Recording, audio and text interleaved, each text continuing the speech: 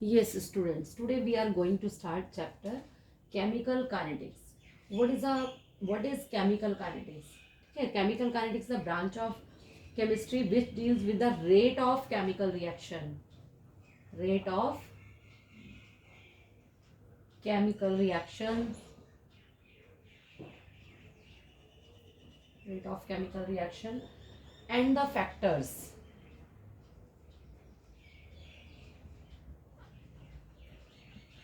Basically, chemical kinetics is the branch of chemistry which deal the rate of chemical reaction and the factors which influence the rate of chemical reaction. ठीक है, rate of reaction के ऊपर depend करते हैं कौन से factors हैं जो रेट ऑफ रिएक्शन के ऊपर इफेक्ट डालते हैं and the mechanism by which the reactions proceed is called chemical kinetics.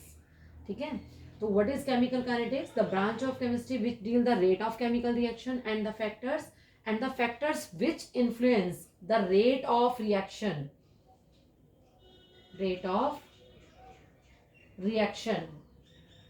and the mechanism by which the reaction proceed. Means daily life में हम इसे पढ़ते क्यों हैं? द वर्ड जो काइनेटिक्स है, काइनेटिक का मीनिंग क्या है? काइनेटिक्स से derive from the Greek word. ये जो काइनेटिक वर्ड है वो ग्रीक वर्ड से है और उसका मीनिंग होता है मूवमेंट. यानी कोई भी रिएक्शन किस स्पीड से हो रही है, जल्दी हो रही है, धीरे हो रही है, कौन से फैक्टर्स उसके ऊपर इफेक्ट डाल रहे हैं. ठीक है, तो kinetic studies not only help us to know the speed of rate of chemical reaction but also describe the conditions के ऊपर भी उसको जो है एक्सप्लेन कर रही है कि कौन सी कंडीशंस है, मीन्स कौन सा कैटलिस्ट लिया हुआ है, कितना टेम्परेचर है, कितना प्रेशर है. तो इंडस्ट्रीज में आपको मालूम है इतनी सारी रिएक्शंस हैं, हमें प्रोडक्ट कितनी जल्दी मिल जाएगा, क्या कैटलिस्ट यूज़ किया जाए, रिएक्शंस किसी स्लो हो रही है, फास्ट हो रही है. तो ये सारा जो है इस चैप्टर में हम स्टडी करते हैं. अब वर्ड जो यूज हो रहा है आपका रेट ऑफ केमिकल रिएक्शंस, उसके फैक्टर्स यानी रेट ऑफ रिएक्शन से मीनिंग क्या है पहले ये भी समझेंगे. अब आप बताओ, डेली लाइफ में हमने बहुत सारी रिएक्शंस देखी होंगी. ठीक है ना, कुछ रिएक्शंस ऐसी होती हैं, I will show AgNO3 plus NaCl is AgCl plus NaNO3. So some reactions are so rapid they occur soon as the reactant are mixed. जैसे ही रिएक्टेंट को मिक्स किया एकदम से प्रोडक्ट बन गया. ठीक है, तो इसमें जो है नॉर्मली जो होती है आयनिक स्पीशीज जब इन्वॉल्व हो रही होती है, यानी आयंस जो होते हैं, क्योंकि कोई बॉन्ड तो ब्रेक होना ही नहीं है, तो आयंस की फॉर्मेशन होती है. ये आयंस जो है ब्रेक होंगे और न्यू आयंस यानी न्यू प्रोडक्ट बनता चला जाएगा. और एग्जांपल देती हूँ, BaCl2 plus H2SO4. It gives the white PPT of BaSO4 plus HCl. और neutralisation reaction NaOH plus HCl gives NaCl, Na positive Cl negative plus H2O. So some reactions are so rapid they occur as soon as the reactant are mixed. ठीक है, तो ये इसके examples हो गए. इसमें the reactions involving ionic species, जिसमें आयनिक species होंगी तो बहुत फास्ट हो जाती हैं. तो जैसे ये न्यूट्रलाइजेशन रिएक्शन है, तो न्यूट्रलाइजेशन ऑफ एन एसिड और base occur as soon as HCl NaCl बन गया, मतलब दो सब्सटेंस को जैसे ही एसिड बेस को मिक्स किया तो सॉल्ट फॉर्मेशन हो गई. तो ये रिएक्शंस बहुत ज़्यादा फास्ट होती हैं क्योंकि इनमें बॉन्ड को तो ब्रेक नहीं होना, सिर्फ आयंस हैं. तो these reaction involve only the ions and no bonds are broken. कोई बॉन्ड इसमें नहीं टूटेगा, सिर्फ आयंस की फॉर्मेशन होती है. So these reactions are very fast. कैसे हो रही हैं? बहुत जल्दी हो रही हैं. क्लियर. तो सेकंड आता है कि कुछ रिएक्शंस जो होती हैं बहुत ज़्यादा स्लो होती हैं, जैसे रस्टिंग ऑफ आयरन. अब सेकंड एक कैटेगरी होगी वेरी फास्ट रिएक्शंस की, जिसमें बॉन्ड ब्रेक तो नहीं होना, सिर्फ आयंस की फॉर्मेशन है, आयंस हैं और जल्दी जल्दी हो रही है, ये फास्ट रिएक्शन में आती है. वेरी स्लो रिएक्शंस में कौन आती है? Rusting of iron. तो सेकंड कैटेगरी हमने ले ली rusting of iron. Rusting of iron क्योंकि उसमें कंडीशंस हैं, यानी कि धीरे धीरे रिएक्शन हो रही है, तो इसमें रस्टिंग ऑफ आयरन के लिए आप कह सकते हो कि ये रिएक्शन जो है कुछ डेज और कुछ मंथ भी ले सकती है, ऐसी इतनी स्लो होती हैं. तो these reactions are very slow, धीरे धीरे धीरे धीरे चलती रहेंगी. क्लियर. एंड थर्ड कैटेगरी आती है reactions which take place at moderate speed, जो मॉडरेट स्पीड पे होंगी. थर्ड कैटेगरी हमारी आ जाएगी मॉडरेट स्पीड पे, जिसे आप ऑब्जर्व कर पाते हो, लेबोरेटरी में समझ पाते हो, देख पाते हो। For example hydrolysis of ester करते हो उसका एक्सपेरिमेंट, CH3COO C2H5, ठीक है, this is ethyl acetate, ethyl acetate plus NaOH, it gives CH3COONA plus C2H5OH। तो hydrolysis of ester in the presence of NaOH, तो ये रिएक्शन कैसे होती है, मॉडरेट स्पीड पे होती है, बहुत फास्ट नहीं है, स्लो नहीं है, आप इजीली इसको ऑब्जर्व कर पा रहे हो, ठीक है, कन्वीनियंटली मेजरेबल होता है टाइम, इसके अकॉर्डिंग हम इसको देख पा रहे हैं। और एग्जांपल ले सकते हो आप इसका सुक्रोज का, C12H22O11, the hydrolysis of sucrose, it gives fructose and glucose, C6H12O6 plus C6H12O6, यानी glucose and fructose, glucose and fructose है, बोथ आर आइसोमर, ठीक है। तो rate of reaction means rate की, रिएक्शंस की जो स्पीड है, that is rate of reaction. Some reactions जो है बहुत ज़्यादा फास्ट होती हैं, बिल्कुल ऐसे जैसे एग्जांपल दिया, क्योंकि उनमें कोई बॉन्ड ब्रेक नहीं होना, ठीक है, सिर्फ बॉन्ड नहीं ब्रेक होना, ओनली द आयंस इसमें जो है पार्टिसिपेट कर रहे हैं, तो ये आपको एग्जांपल दे दी है। And some reactions are very slow, these reactions take months और डेज, इतनी धीरे धीरे होती हैं। एग्जांपल रस्टिंग ऑफ आयरन हो गया। And third, some reactions at moderate speed पे होती है, जिसको हम ऑब्जर्व कर पाते हैं, उनके एग्जांपल्स हो गए। अब now we will discuss the rate of reaction, what is the meaning of rate of reaction, ठीक है। तो रेट ऑफ रिएक्शन में भी defined as rate of reaction, rate of reaction means the change in the concentration of reactant, यानी R reactant और we take product, reactant consume होगा और product बनेगा, तो rate of reaction means the change in any one of the reactant और product per unit time, मतलब time के interval के साथ साथ अकॉर्डिंग टू टाइम कितना इसमें चेंजेस आ रहा है, that is rate of reaction. Rate of reaction means the change in any one of the reactant or product per unit time, ठीक है, कितना इसमें चेंज आ रहा है, कितना आप लेके चल रहे हो, कितना रिएक्टेंट जो है कंज्यूम हो गया, कितना प्रोडक्ट बन गया, that is rate of reaction. तो रेट ऑफ रिएक्शन को इसको पूरा डिस्कस करते हैं।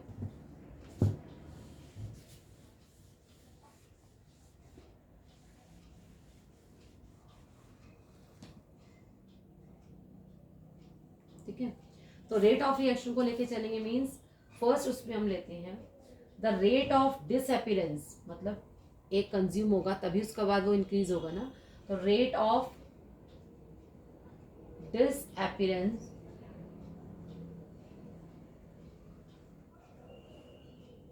और यू कैन से डिक्रीज, इसको डिक्रीज भी बोल सकते हो, decrease in concentration of are,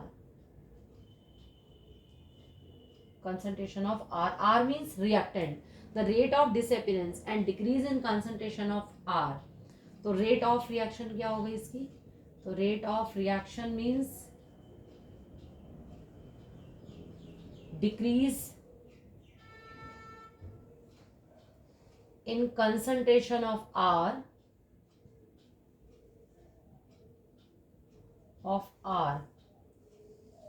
upon time taken, कितना टाइम लगा, टाइम टेकन, रिएक्टेंट की कितनी कंसंट्रेशन जो है, decrease in concentration of R, और you can say disappearance of in concentration of R, या disappearance of concentration of R upon time taken. And second category में rate, the rate of increase, product क्या होगा, increase, the rate of increase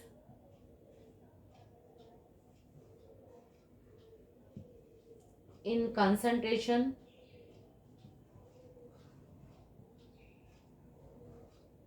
क्या आ जाएगा यहाँ पर, concentration of P, P means product, तो rate of reaction is equal to, rate of reaction is equal to increase in concentration of R, increase in concentration of P, P means product, upon time taken, time taken.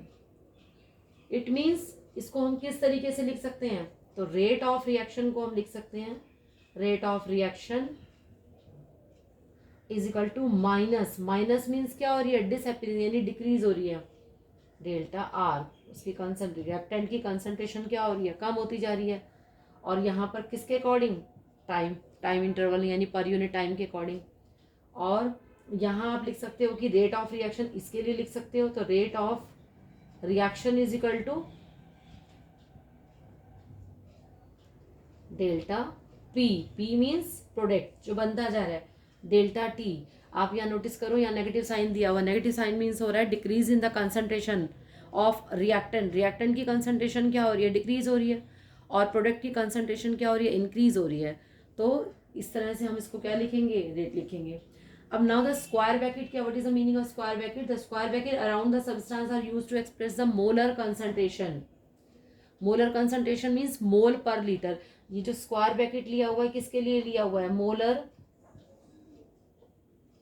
Concentration, ठीक है, molar concentration को ले रहे हो, और molar concentration को किस में लेते हैं, मोल पर लीटर, क्लियर रहेगा आपको ये, मोल पर लीटर के लिए, ठीक है। तो इसे कंसंट्रेशन जो है यहाँ माइनस साइन बस इसके लिए है कि रिएक्टेंट की कंसंट्रेशन डिक्रीज हो रही है और प्रोडक्ट की कंसंट्रेशन क्या हो रही है, इंक्रीज हो रही है, तो इसके अकॉर्डिंग आप ये समझोगे। अब नेक्स्ट इसमें हम लेते हैं, अब एग्जाम्पल के अकॉर्डिंग, इसी का एग्जाम्पल दिया, example is suppose you take PCl5, it gives PCl3 plus क्या आ गया, Cl2, it means PCl5 heat करने पर किस में ब्रेक होता है, PCl3 प्लस Cl2 में, ये भी गैसियस फॉर्म में है गैस, और यहाँ पर PCl3 भी क्या है, गैस है, ठीक है। अब इसको रेट कैसे लिखेंगे, तो रेट इज इक्वल टू हम लिखेंगे, यहाँ पर देते हैं, rate is equal to minus, this is reactant और दीज आर द प्रोडक्ट, तो यहाँ जगह minus, sorry, delta molar concentration है PCl5 अपॉन में क्या आ जाएगा, delta T is equal to PCl3 upon में delta T is equal to delta Cl2 upon में क्या आ गया, डेल्टा टी, ठीक है। तो rate is equal to minus, minus sign किसके लिए दिया हुआ, रिएक्टेंट के लिए, इस तरह से इस टर्म में लिखेंगे, ठीक है ना। अब इसके बाद स्टिशियोमेट्रिक कोएफिशिएंट के अकॉर्डिंग आपको बताऊंगी कि कैसे लिखना। और एक एग्जांपल दे देते हैं इसका, suppose we take H2 plus Cl2, H2 plus Cl2, H2 क्या है में यहाँ दे दिया, सपोज गैस में इट गिव्स, सॉरी, और कोई इसका Hg ले लेते हैं, H2Cl2 सिंपल ही हो गया इसका। और आप एग्जांपल ले सकते हो यहाँ पर, किसका ले लोगे, मरकरी का ही ले लो, चलो Hg plus Cl2 it gives HgCl2 means solid.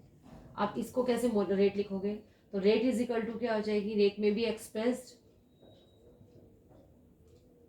Rate is equal to minus delta Hg upon delta T is equal to delta Cl2, यहाँ भी क्या आएगा, माइनस का साइन आएगा, बोथ आर रिएक्टेंट, ठीक है,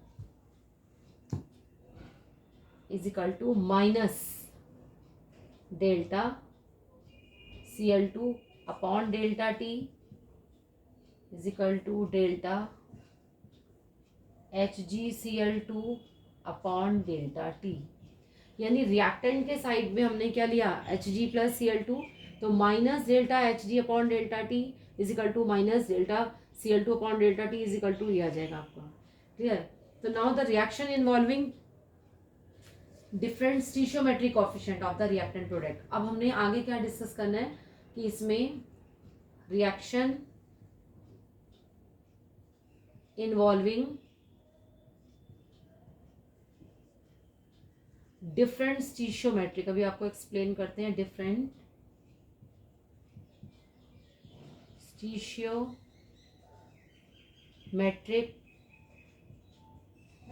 कोएफिशिएंट। ठीक है, coefficients of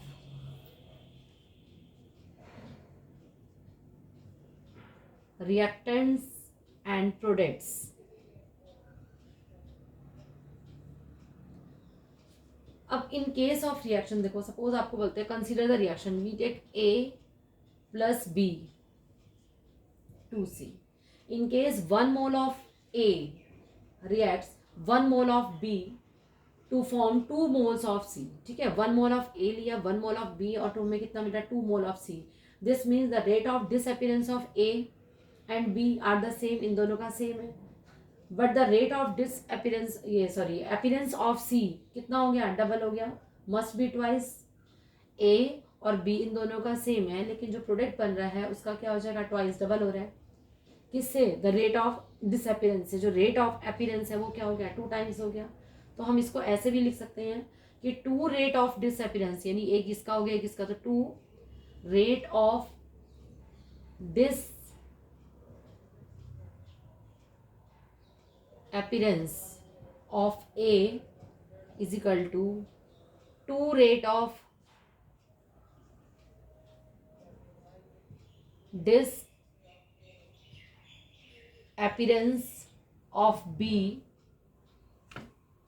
is equal to rate of appearance is equal to rate of appearance of C। ये बात आपको क्लियर हो रही है इसमें कि क्या समझ में आ रही है आपको कि रिएक्शन इन्वॉल्विंग डिफरेंट स्टीशियोमेट्रिक, सपोज 1 मोल इसका लिया 1 मोल इसका लिया तो 2 मोल बन रहे हैं, तो हम ये कह सकते हैं कि ये इसके इक्वल है लेकिन ये ट्वाइस हो जाता है, तो 2 rate of disappearance of A, इसका A हो गया, एंड 2 रेट ऑफ डिसअपीयरेंस का B हो गया, तो इसका कितना आ जाएगा, रेट ऑफ अपीयरेंस हमारा कितना हो जाएगा, C, सिंपल आएगा। तो अब स्टीशियोमेट्रिक के लिए हम किस टाइप से यूज करते हैं, in case of reaction involving more than 1 mole of reactant और and product, the rate of reaction defined with the any one of the reactant and product is divided by the stoichiometric coefficient, ठीक है, of the reactant product. अभी इसको explain करके आपको बताती हूँ कि किस टाइप से इसमें हमने करना है। एग्जाम्पल 2N2O5 gives 4NO2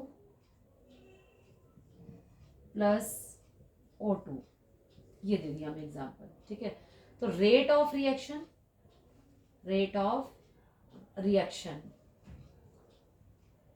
आपको मालूम है रिएक्टेंट में क्या लगता है, माइनस का साइन के अकॉर्डिंग लेके चलेंगे ना इसको, ये हमारा किस में आ जाएगा, माइनस के साइन में, तो लिखेंगे -1/2, जहाँ जो 2 दिया हुआ किस में आ जाएगा, कोएफिशिएंट वाले उसमें, तो -1/2 डेल्टा N2O5 अपॉन में क्या आ जाएगा, delta T, clear, is equal to 4 है तो यहाँ आ जाएगा 1/4 delta NO2 upon delta T is equal to, यहाँ पर नहीं आगे कुछ भी तो सिंपल लिखा जाएगा delta O2 upon delta T। Clear, समझ में आ रहा है इसको कि इन केस ऑफ रिएक्टेंट या प्रोडक्ट दोनों में दिया हो, तो रिएक्टेंट और प्रोडक्ट इन्वॉल्विंग क्या दिया हुआ है, कितने मोल दिया हुआ है, ठीक है, तो 1 mole of reactant and product, तो रेट ऑफ रिएक्शन को जो हम पूरा डिफाइन करते हैं, तो इसमें इसके स्टीशियोमेट्रिक कोएफिशिएंट से क्या करेंगे, इसको डिवाइड कर देंगे। क्लियर है, और इसका एक और एग्जांपल देती हूँ मैं आपको। सपोज आपने और एग्जांपल लिया इसका HI, यहाँ लिया आपने 2HI gives H2 plus I2, और यहाँ भी गैस फॉर्म में आ गया I2, ठीक है। तो रेट कैसे एक्सप्रेस करेंगे, तो rate of reaction, rate of reaction कैसे हो जाएगी, माइनस का साइन शो करेंगे क्योंकि रिएक्टेंट है, -1/2, कितना दिया हुआ 2, तो 1/2 हो गया यहाँ पे, delta HI upon delta T is equal to H2 का सिंपल ही रहेगा डेल्टा, यहाँ पर क्या आ गया H2 upon delta T is equal to delta I2 upon delta T। Clear है या नहीं आपको, कि रिपीट कर रही हूँ, in case of reaction involving more than 1 mole या 2 मोल दिए हुए, more than 1 mole of reactant and product, the rate of reaction defined with any one of the reactant and product is divided by the stoichiometric coefficient. इसको क्या करा हमने, divide कर दिया, किसे, रिएक्टेंट में दिया हो तो रिएक्टेंट से, और प्रोडक्ट में दिया हो तो प्रोडक्ट से। तो इस टाइप के 1 मार्कर क्वेश्चन में जो है आपको रेट ऑफ रिएक्शन लिखने को आ सकती है, उसके अकॉर्डिंग लिखोगे, जितना दिया रहेगा, बस रिएक्टेंट में माइनस के साइन का आपने ध्यान रखना है कि किस